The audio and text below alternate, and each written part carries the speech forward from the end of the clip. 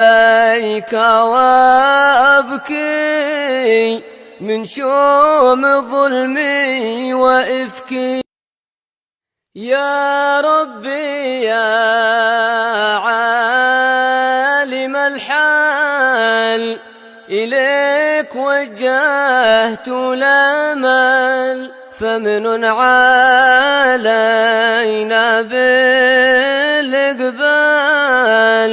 وكن لنا واصلح البال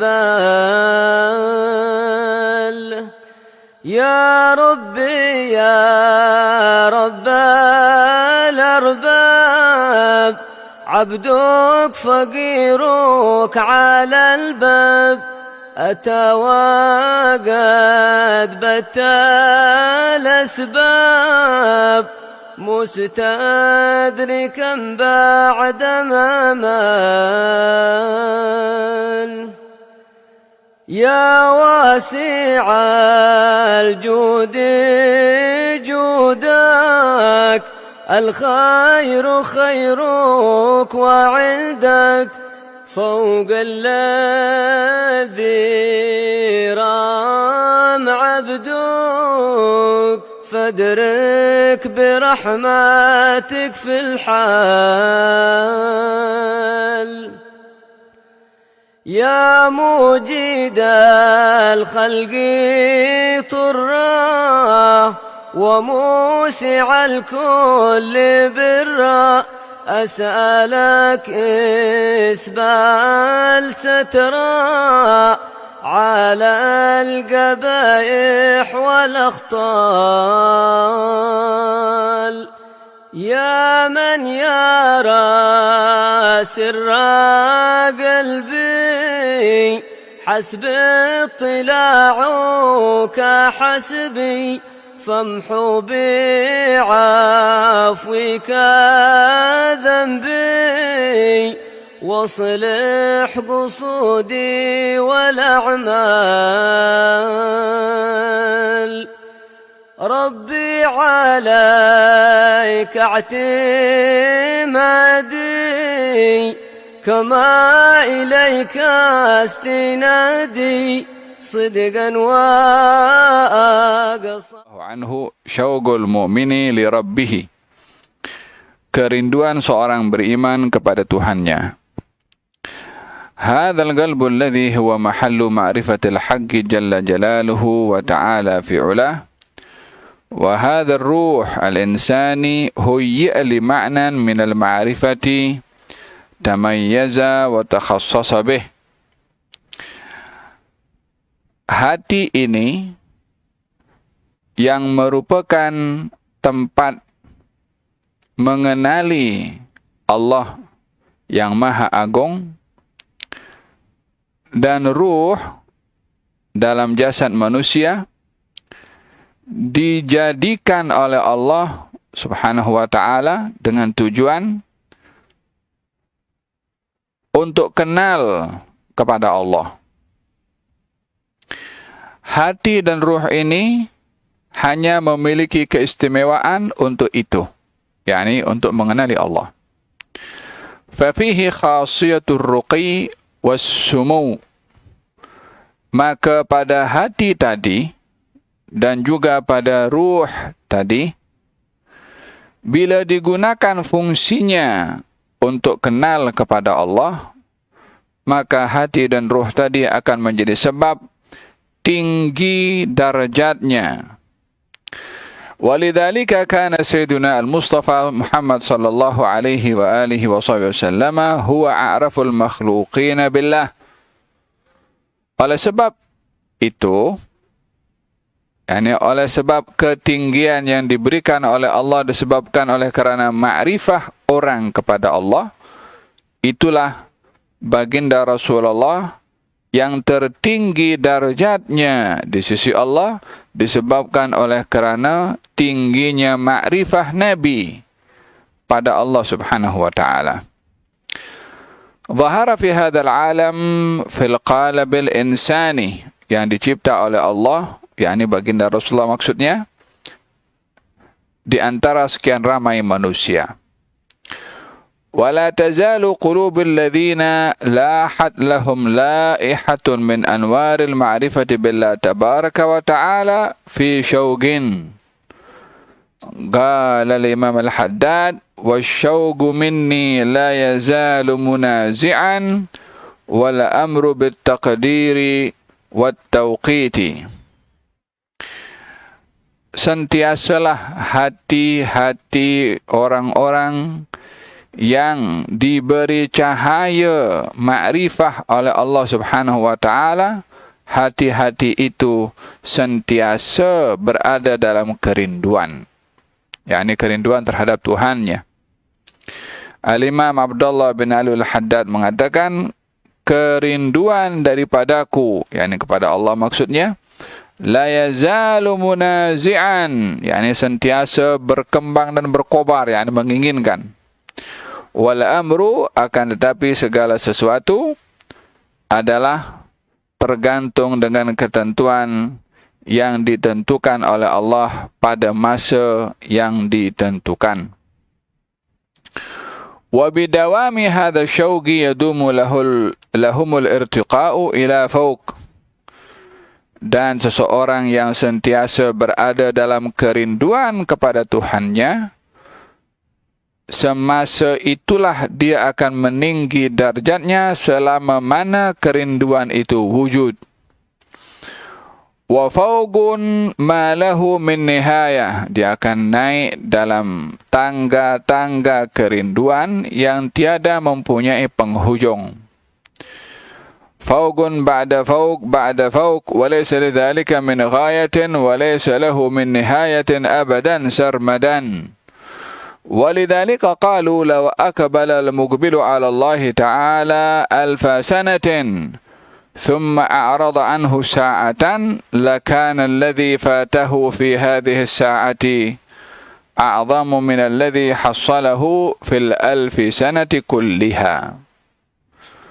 Dikatakan oleh ahli al-ma'rifah, kalau ada seseorang yang dia datang menuju kepada Allah, maksudnya bermujahadah dalam ibadah, ingin mengenali Allah selama 1000 tahun,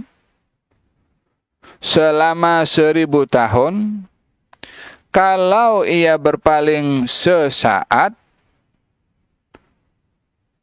maka berpalingnya sesaat itu lebih merugikan baginya berbandingkan apa yang didapat selama 1000 tahun ia beribadah. Kenapa? Li'annahu ba'da iqbali 1000 sanatin sara fi maqamin murtafi'in fi sa'atil wahidati yajidu ajaiba min hadha at-tagribi la yusafu wa la yukayyaf. Karena setelah dia berjalan bermujahadah dalam ibadah selama 1000 tahun, ia berada di tempat yang sangat tinggi dan akan terlepas kedudukan yang tinggi itu pada saat yang dia berpaling dari Allah Subhanahu wa taala, di mana ketika ia berjalan di dalam ibadahnya meraih ketinggian darjatnya, dia akan mendapati keajaiban hubungannya dengan Allah daripada pendekatannya kepada Allah yang tidak dapat dibayangkan atau disifatkan. Ini kata-kata cukup dalam maksudnya, ya. Ianya merujuk kepada sifat seorang yang beriman, yang sempurna imannya, sentiasa rindu kepada Allah. Kerinduan kepada Allah ini berpunca ma'rifahnya orang itu kepada Allah. Berpunca daripada kenalnya orang itu kepada Allah. Semakin dalam kenalnya seorang hamba kepada Allah, akan semakin tinggi kerinduannya kepada Allah. Semakin kurang makrifat seseorang kepada Allah, akan semakin kurang rasa rindu, mungkin tak terlintas pun atau tak timbul rindu pun pada Allah. Berpunca daripada kenal atau tidaknya hamba itu kepada Allah Subhanahu wa ta'ala. Oleh sebab yang demikian, baginda Rasulullah sallallahu alaihi wasallam bersabda, "Man ahabba liqa Allah, ahabba Allahu liqa'ah." Siapa orang yang suka, rindu nak jumpa dengan Allah, maka Allah pun rindu nak jumpa dengan dia. Dan siapa orang yang ia tak mahu jumpa dengan Allah, Allah pun tak mahu jumpa dengannya. Maka terdapat dua golongan manusia. Ada manusia rindu pada Allah, ada manusia yang tak rindu pada Allah. Apakah yang menjadi penyebab ada orang rindu pada Allah dan ada orang tidak? Penyebabnya adalah rasa ma'rifah pada Allah, rasa kenal pada Allah. Dalam kehidupan manusia, manusia selalu rindu untuk jumpa orang yang sangat dikenali olehnya, yang ada kedudukan di hatinya. Ada kalanya seorang anak rindu kepada orang tuanya, disebabkan oleh kerana kenalnya anak itu pada orang tuanya, jasanya, perhatiannya. Ada orang tua rindu kepada anaknya, disebabkan oleh kerana perasaan kasih sayangnya. Ada orang rindu kepada pasangannya, suami rindu kepada istri dan sebaliknya. Yakni karena ada something yang terjalin antara orang yang merindu dan dirindu, timbullah kerinduan itu. Tetapi kalau orang tak kenal, orang tak ada apa-apa perhubungan, maka tak mungkin akan merasa rindu atau kehilangan kepada orang itu. Sebab dia tak kenal pun, tak ada something yang menghubungkan.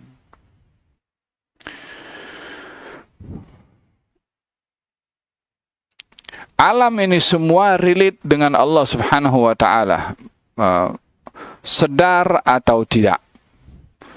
Manusia relate dengan Allah Subhanahu wa ta'ala secara pasti, sebab yang menciptakan manusia adalah Allah.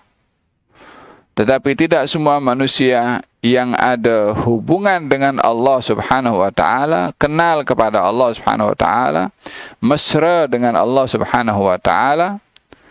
Maka dalam hal ini, manusia walaupun relate dengan Allah, tetapi kerana tidak tahu, tidak kenal kepada Allah akan hubungannya, maka dia pun tak ada rasa rindu pada Allah, tak ada rasa ingin dekat dengan Allah. Namun bagi orang yang beriman kepada Allah Subhanahu wa ta'ala, tahu, sedar bahwasanya ma'rifah kepada Allah adalah pintu untuk rindu pada Allah Subhanahu wa ta'ala.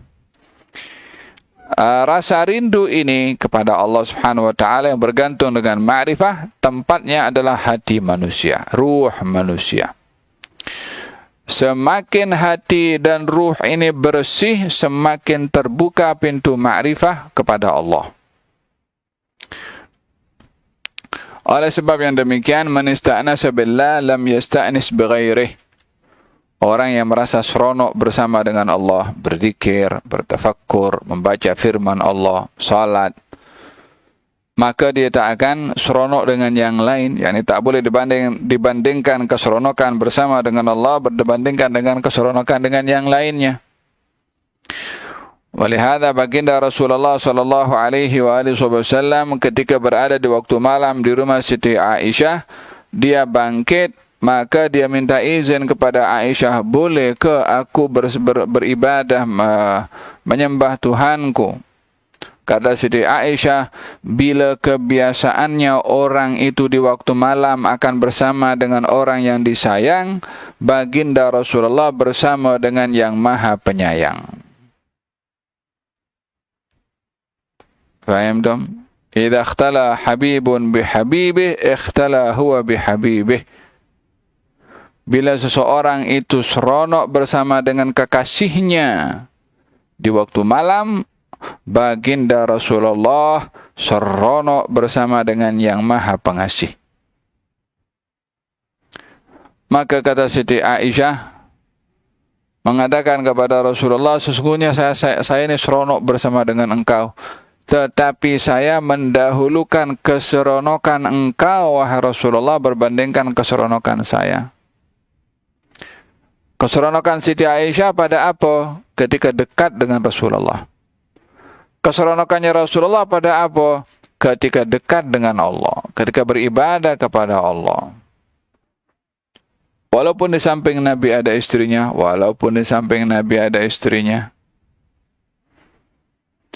Man dhaqa araf, yang rasa dia tahu. Yang rasa nikmatnya dekat dengan Allah, dia akan korbankan segala-galanya untuk mendapatkan nikmat itu. Seperti mana ia bila ingin mendapatkan keduniaan, maka dia akan korbankan segala-galanya untuk mendapatkannya. Hadza keadaan baginda Rasulullah sallallahu alaihi wasallam. Kata Sayyidatuna Rabi'atul Adawiyah, ia mengatakan, walaitaka tahlu wal hayatu mariratun, walaitaka tarda wal anamu ghidabu, walaita alladhi baini wa bainaka amirun, wa baini wa bainal alamin kharabu, idha sahha minka alwuddu ya ghayatal muna, wa kullu alladhi fawqa turabi turabu. Andailah perhubungan denganmu itu, wahai Allah, manis, walaupun perhubungan dengan selainmu akan menjadi pahit. Walaupun hidup ini pahit, yang penting berhubungan denganmu manis. yakni bila elok hubungan dengan Allah, hidup pun akan senang walaupun penuh perkara yang pahit.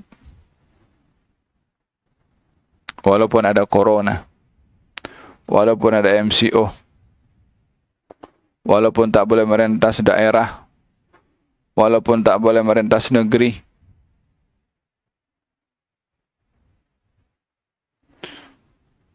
faham tak? Ya Allah.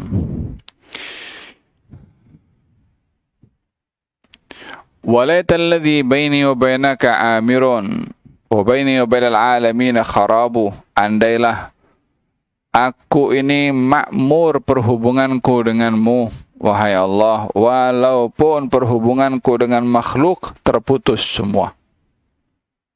yakni menggambarkan bagaimana hidup ini akan berguna dan bermakna bila ia mempunyai hubungan baik, rapat, indah dengan Allah Subhanahu wa taala. Naam, hada berkenaan dengan kerinduan kepada Allah. Walidzalika wa dzalika anna istisy'arahum adh-dhafar bima'na al-qurb min hadratillah tabaraka wa ta'ala yunzilu 'alaihim at-tuma'ninah wa yadhhib 'anhum jami'al kadar.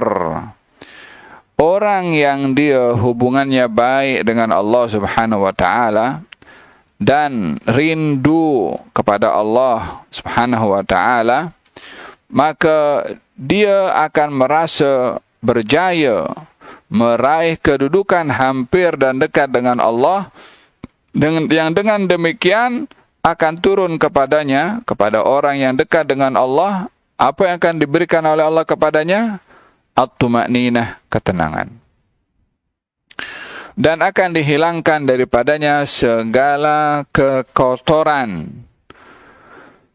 Ketenangan yang dimaksudkan ketenangan hati. Kotoran yang dimaksudkan kotoran hati. Kotoran hati bimbang. Kotoran hati gelisah. Kotoran hati stres. Kotoran hati kehilangan rasa percaya pada Allah. Kotoran hati putus asa. Itu semua bahagian daripada kotoran hati. Tapi orang yang dia diberi tenang kerana ma'rifahnya kepada Allah, kerana dekatnya kepada Allah, akan diberikan kesenangan walaupun hidupnya susah. Akan diberikan keseronokan walaupun berhadapan dengan berbagai cabaran.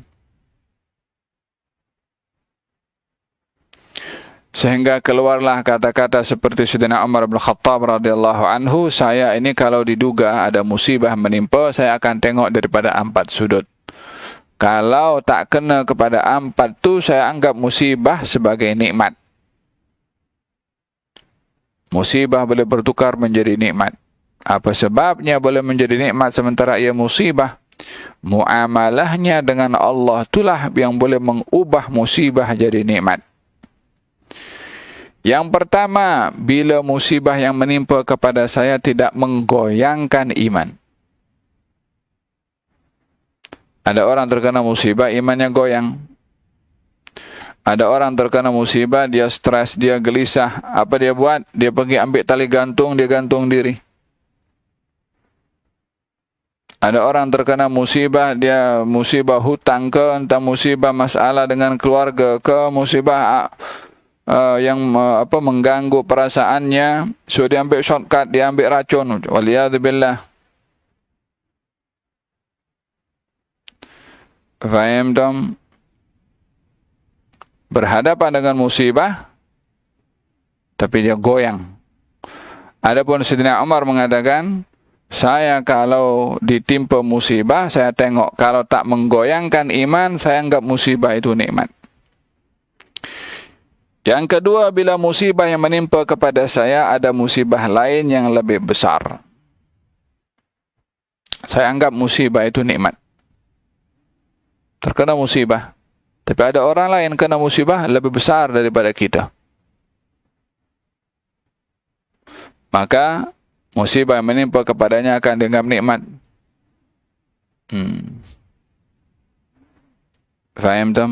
Ada orang sakit gigi, ada orang diuji kehilangan gigi, ada orang diuji dengan sakit tangan, ada orang diuji sakit tangan dan kaki,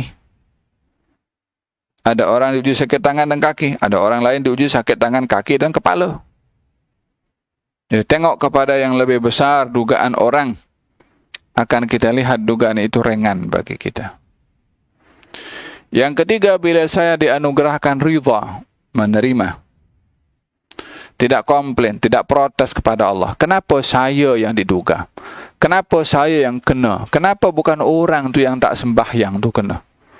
Kenapa bukan si fulan tu yang dia makan riba kena? Kenapa bukan si fulan yang minum arak tu diduga? Kenapa bukan si fulan yang putus silaturahim tu diduga? Ini komplain, tidak ridha. Dan yang keempat, kata Sayyidina Umar, kalau musibah menimpa kepada saya diberi pahala karena sabar, saya anggap musibah tadi adalah nikmat. Hada falsafah di dalam bermuamalah dengan Allah Subhanahu wa taala. Tiada yang datang daripada Allah kecuali semuanya tanpa terkecuali adalah baik. Hatta diduga. Baginda Rasulullah diduga oleh Allah Subhanahu wa taala pergi ke Taif, dihalau, diusir, dilempar. Apa kata Nabi? In lam yakun bika ghadabun alayya fala ubali. Ya Allah, aku tak peduli mereka nak buat apa dengan aku tak peduli. Yang penting engkau jangan marah aku. Kata Nabi mengatakan kepada Allah, jangan kau marah pada aku. Muamalahnya adalah muamalah dengan Allah Subhanahu wa ta'ala. Naam. Hadza al-mu'min. Merasa dekat dengan Allah, maka akan dianugerahkan tumakninah, ketenangan, walaupun dalam keadaan musibah, walaupun berhadapan dengan berbagai macam dugaan dan ujian. Naam. dan akan dihilangkan oleh Allah segala kekotoran dalam hati dan jiwa. Hadzal ghurbu alladhi yaqulu fihi al-mu'addibu li tilmidhihi lamma ra'ahu sajidan ba'da an irtafa'a min as-sujudi wa kharaja min as-salah fanabbahahu 'ala al-maqsudi min as-sujud faqala hadha as-sujudu fa aynal igtirab. Ya Allah. Kalau seorang guru menegur kepada muridnya yang salat dan kemudian sujud, ketika bangkit daripada sujud dan selesai daripada salat, diingatkan oleh gurunya, kamu dah sujud, mana rasa dekat kamu pada Tuhan? Mana rasa dekat kamu pada Allah? Bukankah di dalam Al-Quran Allah Subhanahu wa Ta'ala berfirman, wasjud waqtarib, sujudlah kamu dan dekatkan dirimu pada Allah. Ada dua perkara, perintah sujud dan juga mendekatkan diri. Karena di situ ada orang yang sujud kepalanya diletakkan ke tanah, hatinya sombong. Ada orang yang sujud dengan kepalanya, hatinya mendongak ke atas, takabur. Untuk apa dia letak dahi ke bawah sujud kalau hatinya mendongak ke atas, takabur?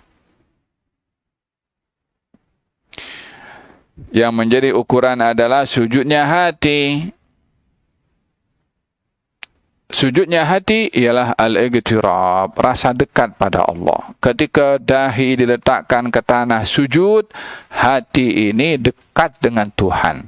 Semakin menunduk, semakin merendah diri, semakin melihat kekurangan, semakin melihat keagungan Allah, semakin melihat kesucian Allah, semakin melihat besarnya Allah, semakin melihat betapa banyaknya nikmat yang Allah beri kepadanya, semakin melihat keajaiban ciptaan Allah, semakin melihat indahnya Allah. Ada orang yang dia sujud dan merasa dekat dan hampir kepada Allah, sentiasa melihat keindahan pada Allah sehingga ingin dekat, dan melihat kekurangan pada diri sendiri sehingga ia ingin memohon ampun. Ada hamba, hatta amalnya sebanyak mana. Li ajli dzalika qalu anna hadha sujud لما كان فيه معنى التذلل لله تبارك وتعالى كان فيه معنى القرب. Oleh karena itu dikatakan bahwasanya sujud ini yang mempunyai arti menghinakan diri di hadapan Allah Ta'ala, rasa hina diri di hadapan Allah itulah dekatnya hamba kepada Allah. Bila hamba itu rasa dekat kepada Allah, bila ia merasa hina di hadapan Allah, bila ia merasa berkekurangan di hadapan Allah, bila dia melihat serba-serbi kelemahan pada dirinya dan melihat kesempurnaan pada Allah. Hada hamba yang betul-betul sujud. Sujud zahir, sujud batin, sujud kepala, sujud hati. Faham? Ada orang sujud, hatinya sombong dengan ilmunya. Ada orang kepalanya sujud, hatinya sombong dengan pangkatnya. Ada orang sujud, hatinya sombong dengan kekayaannya. Faham? Tak ada makna pada sujud tanpa merasa hina di hadapan Allah. ولهذا قالوا إن تذلل القلب للحق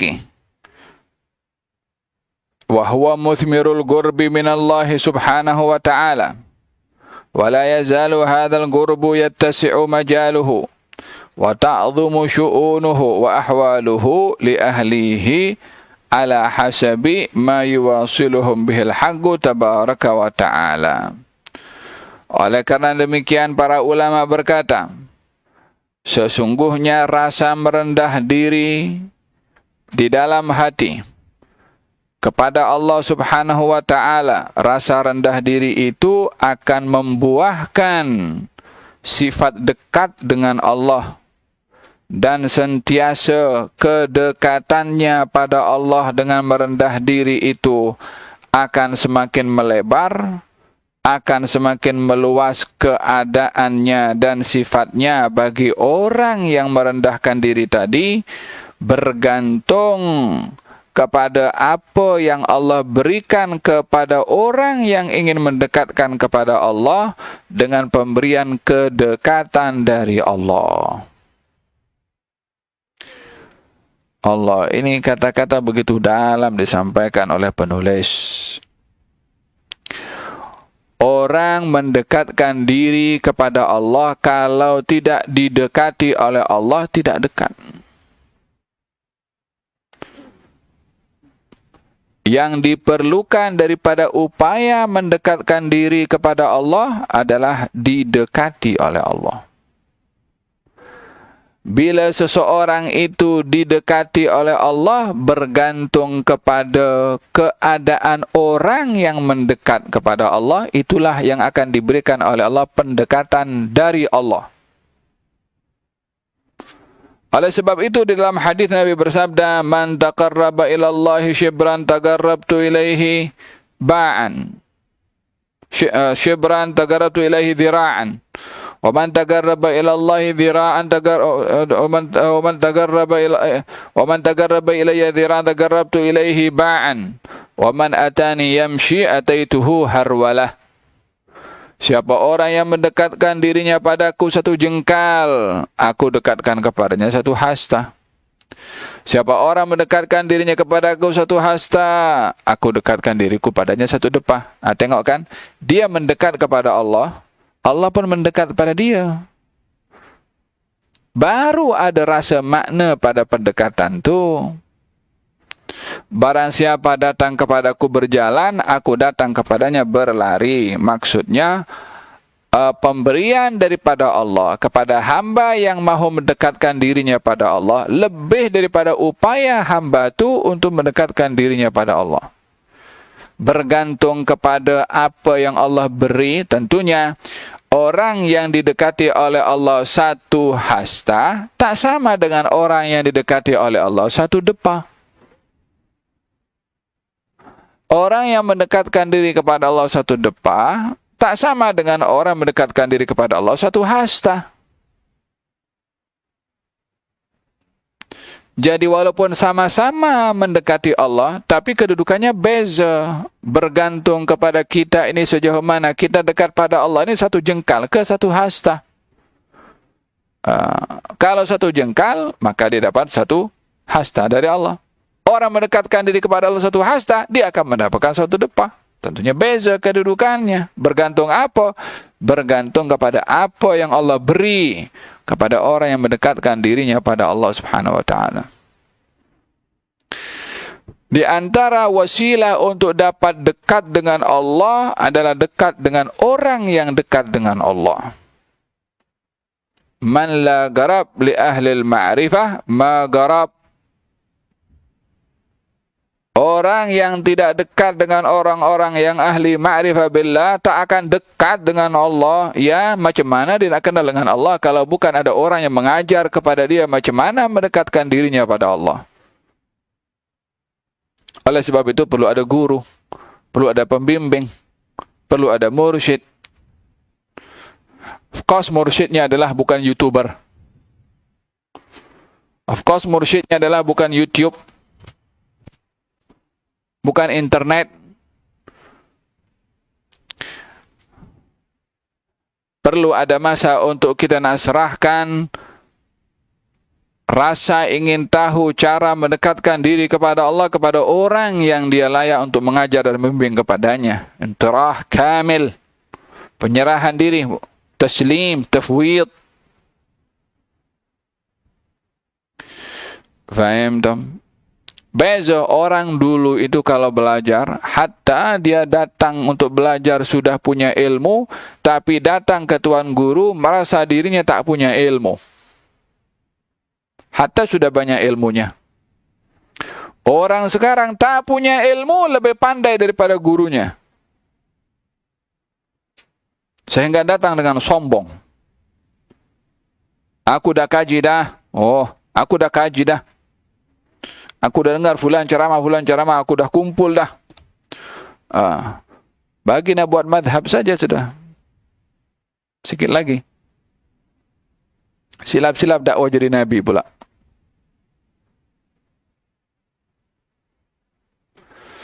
Faham tu? Man la garab li ahli al-ma'rifah ma garab. Orang yang tak mendekatkan diri kepada orang yang dekat dengan Allah tak akan dekat dengan Allah. Wa adal gurb yahtaj ila adab. Mendekatkan diri itu pun perlu kepada adab. La ilaha illallah.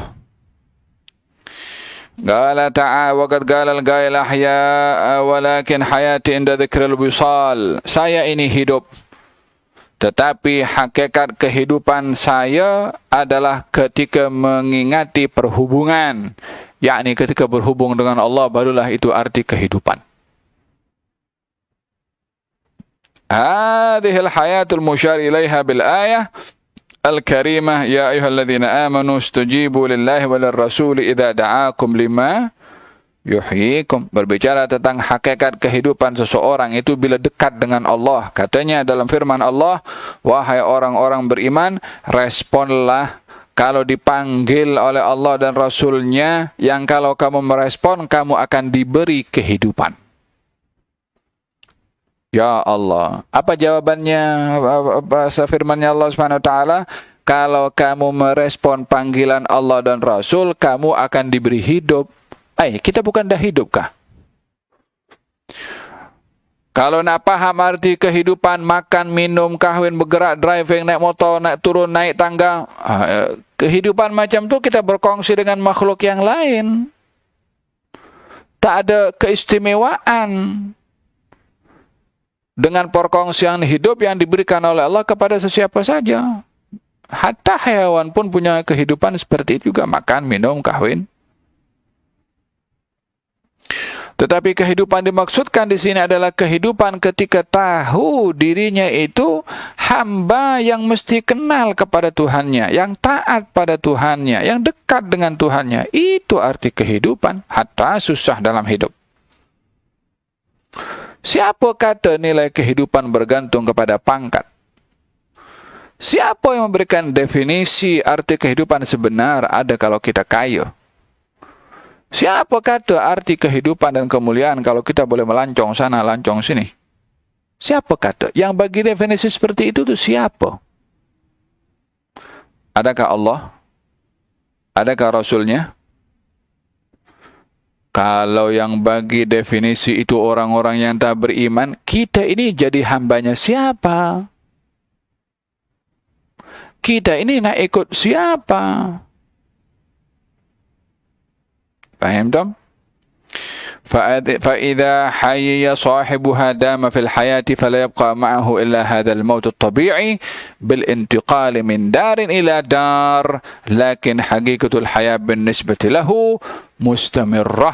Orang yang hidupnya orang yang diberi kehidupan seperti yang dimaksudkan oleh Allah pada ayat ini, maka baginya penghujung kehidupan dalam umur ini bukan penutup segala-galanya, tetapi dia hidup sebelum mati dan dia hidup setelah mati.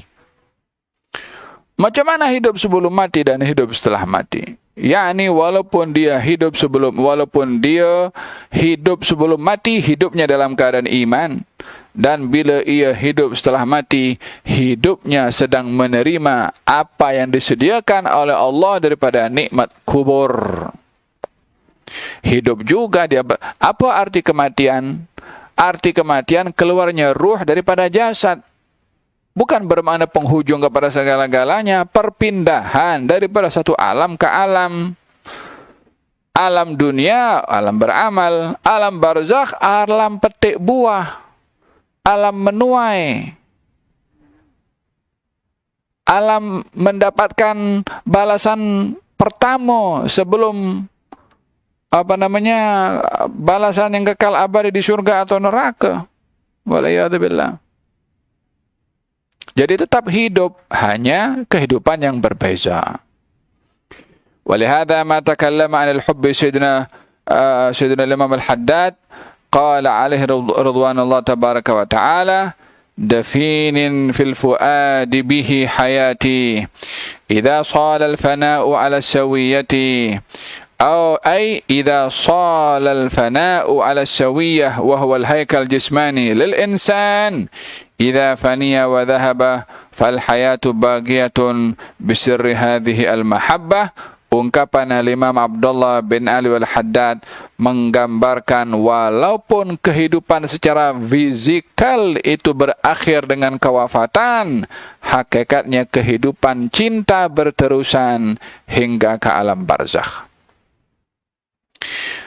لجيران لنا بالأبطحية بعثت مع النسيمات التحية وأودعت النسيم حديث حب قديم كان min yaumi al-qadhiyah. Demikian kata-kata Al-Imam Abdullah bin Ali al-Haddad yang menggambarkan bagaimana hakikat kehidupan dengan rasa cinta kepada Allah dan dekat kepadanya berterusan di masa hidup di dunia dan juga ketika berpindah ke alam barzakh. Moga-moga Allah Subhanahu wa taala tanamkan dalam hati dan jiwa kita rasa rindu pada Allah Subhanahu wa taala. Allah jadikan hati dan ruh tempat untuk kenal kepada Allah, dekat dan mesra dengan Allah, dan dengan demikian Allah anugerahkan ketenangan kepada kita dan diberikan hakikat kehidupan yang sebenar, hidup dalam keadaan tenang di dunia, di barzakh dan juga di akhirat. آمين اللهم آمين بسر الفاتحة إلى حضرة النبي محمد صلى الله عليه وسلم. الفاتحة. الرحمن الرحيم مالك يوم الدين إياك نعبد وإياك نستعين اهدنا الصراط المستقيم صراط الذين أنعمت عليهم غير المغضوب عليهم ولا الضالين آمين. اللهم صل وسلم على سيدنا محمد وعلى آل سيدنا محمد. اللهم إنا نسألك العفو والعافية والمعافاة الدائمة في الدنيا والدنيا والآخرة. ربنا آتنا في الدنيا حسنة في الآخرة حسنة وقنا عذاب النار. اللهم إنا نسألك حبك وحب من يحبك وارزقنا عملا يقربنا إلى حبك يا رب العالمين. نسألك اللهم العفو والعافية معافاة الدائمة في الدين والدنيا والآخرة. صلى الله على سيدنا محمد وعلى آله وصحبه وسلم. الحمد لله رب العالمين. تقبل الله منكم. يا ربي يا عالم الحال إليك وجهت الأمل فمن علينا بالإقبال وكن لنا واصلح البال. يا ربي يا رب الأرباب عبدك فقيرك على الباب أتى وقد بت الأسباب مستدركا بعد ما مال. يا واسع الجود جودك الخير خيرك وعندك فوق الذي رام عبدك فادرك برحمتك في الحال. يا موجد الخلق طرا وموسع الكل برا أسألك إسبال سترا على القبائح والأخطال. يا من يرى سر قلبي حسب اطلاعك حسبي فامحو بعفوك ذنبي واصلح قصودي والأعمال. ربي عليك اعتمادي كما إليك استنادي صدقا وأقصى مرادي رضاؤك الدائم الحال يا ربي إني أسألك العفو عني ولم يخف فيك ظني يا مالك الملك يا وال أشكو إليك وأبكي من شوم ظلمي وإفكي يا ربي يا عالم الحال إليك وجهت الأمل فمن علينا بالإقبال وكن لنا واصلح البال